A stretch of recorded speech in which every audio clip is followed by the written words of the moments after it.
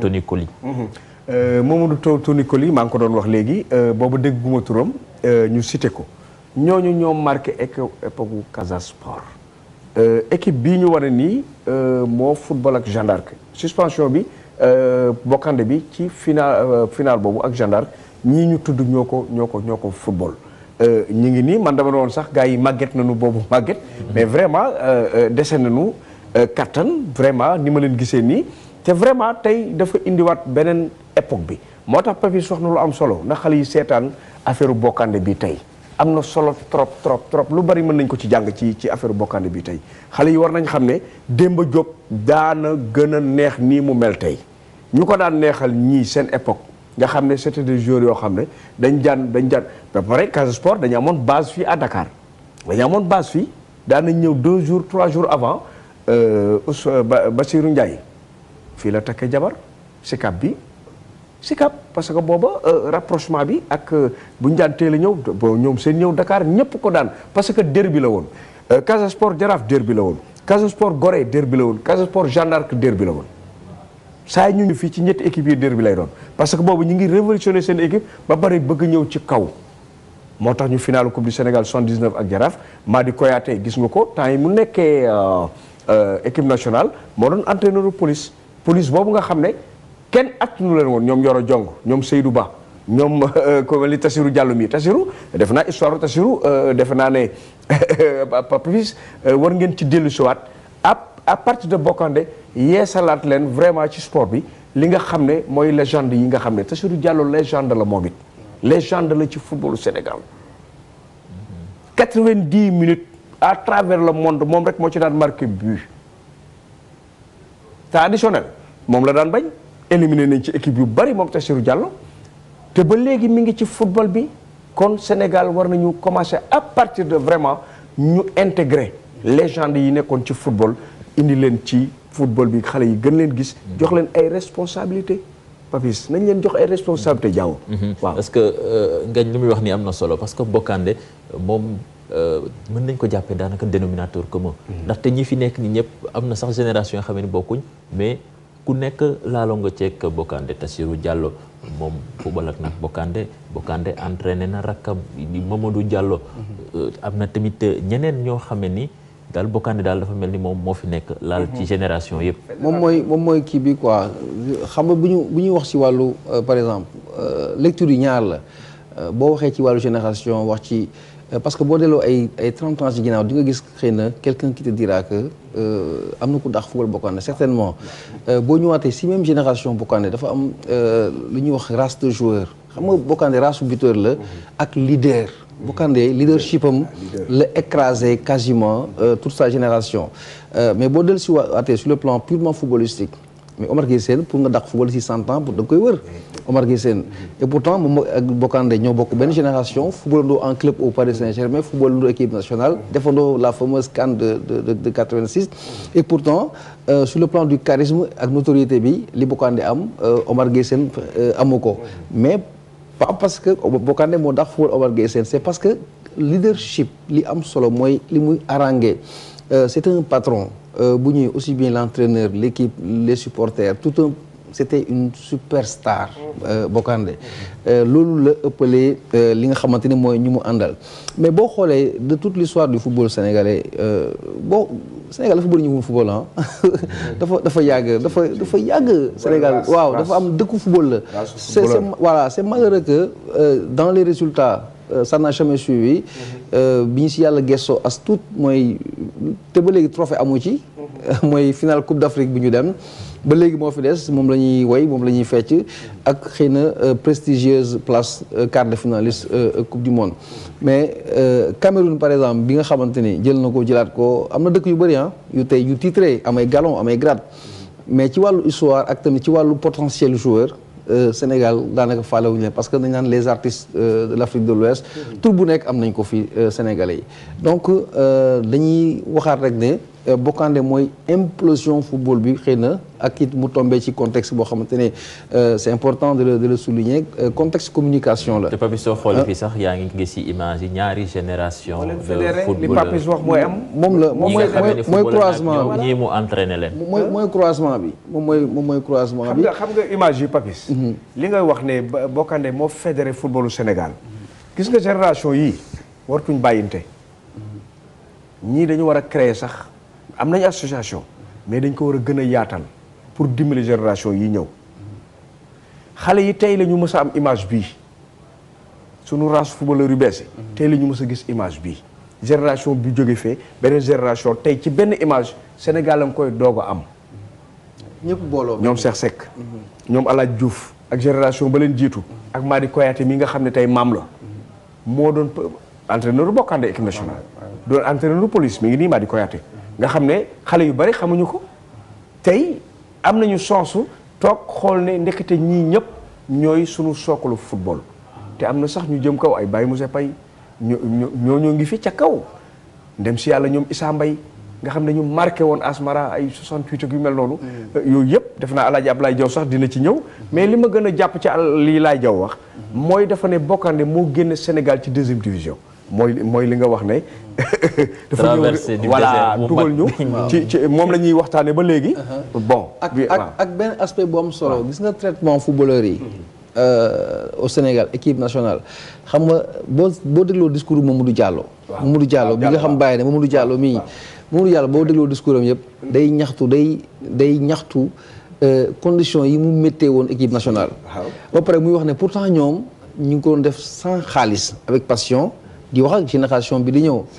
mais gis nga amélioration conditions yi sax. ci wàllu regroupement préparation mais est-ce que xam nga Bokandé sax moo xeexal loolu. jour du Sénégal c'est que gars yi ils lui doivent beaucoup en fait parce que danaan moom à l'époque il ne voulait pas de l'argent.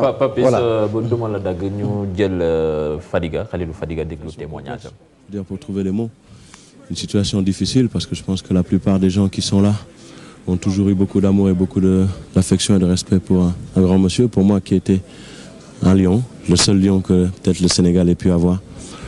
Malheureusement, ce que je regrette, c'est toujours que dans ces moments-là on retrouve justement tout ce monde-là. J'aurais aimé que tout ce monde-là soit là déjà depuis de nombreuses années pour pouvoir justement aider et supporter nos anciens joueurs qui n'ont peut-être pas eu les mêmes vécus et puis surtout les mêmes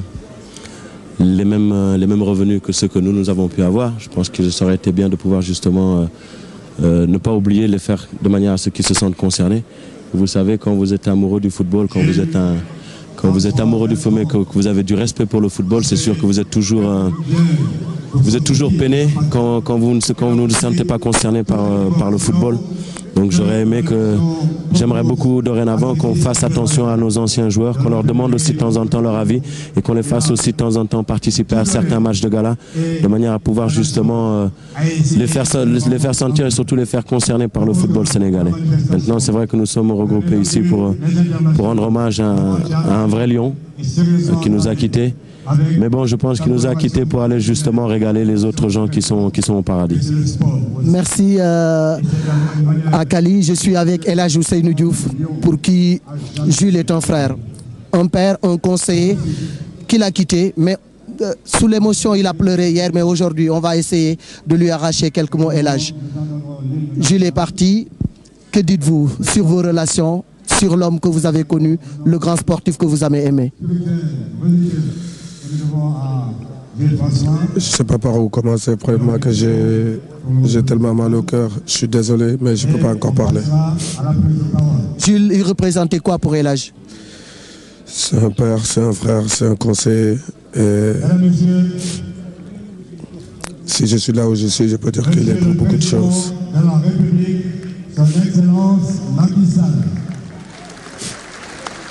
Voilà, donc vous comprenez que c'est l'émotion et c'est l'arrivée du chef de l'État. Oui, le président Macky Sall qui va faire son entrée dans le stade d'Emba Diop. Sous les applaudissements du public, c'est le lieu de rappeler que les plus hautes autorités de ce pays ont donc accordé à cet événement toute son importance.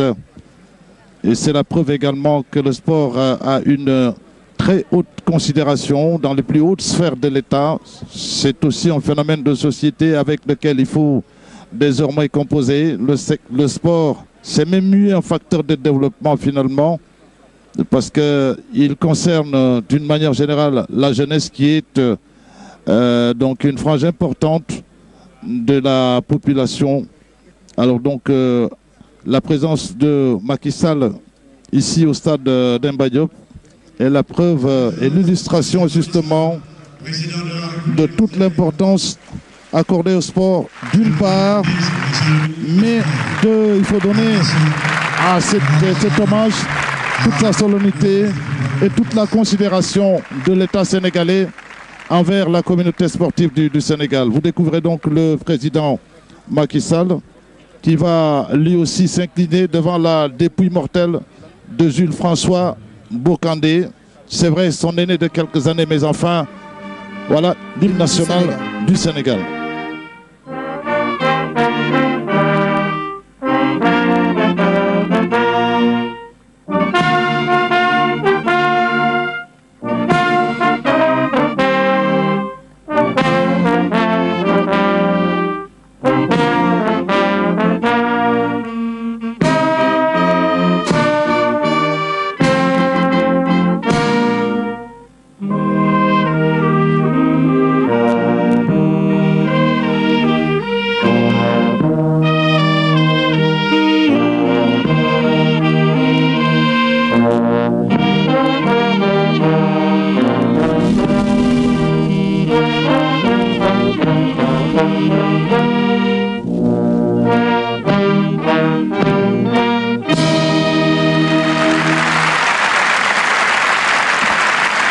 Voilà l'exécution de l'hymne national avec le président de la République qui est venu s'incliner donc devant la dépouille mortelle de Jules François Bocandé.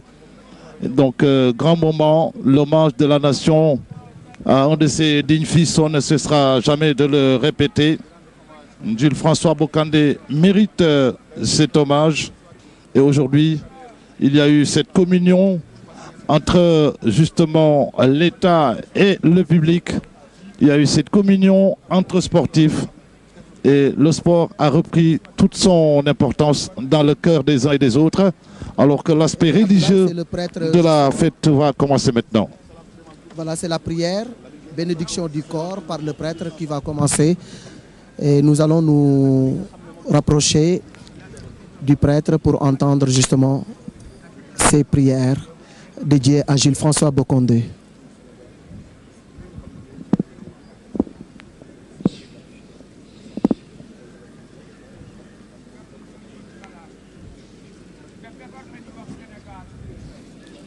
Donc on attend un peu. Malik, derrière vous, je pense que juste après, vous aurez peut-être le témoignage de Haj Mansour Mbaye que j'aperçois juste près de Pape Faye, le MC. Donc lui aussi, dans des occasions comme ça.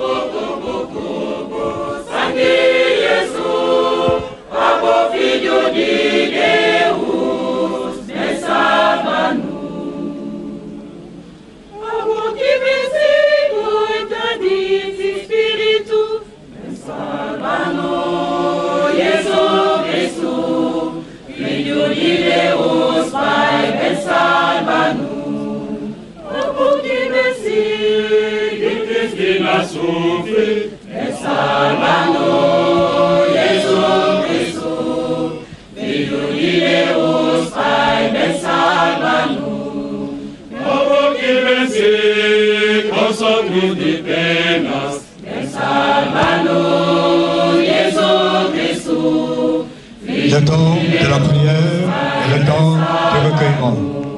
On va prier pour notre frère. On va retourner à la maison du Père.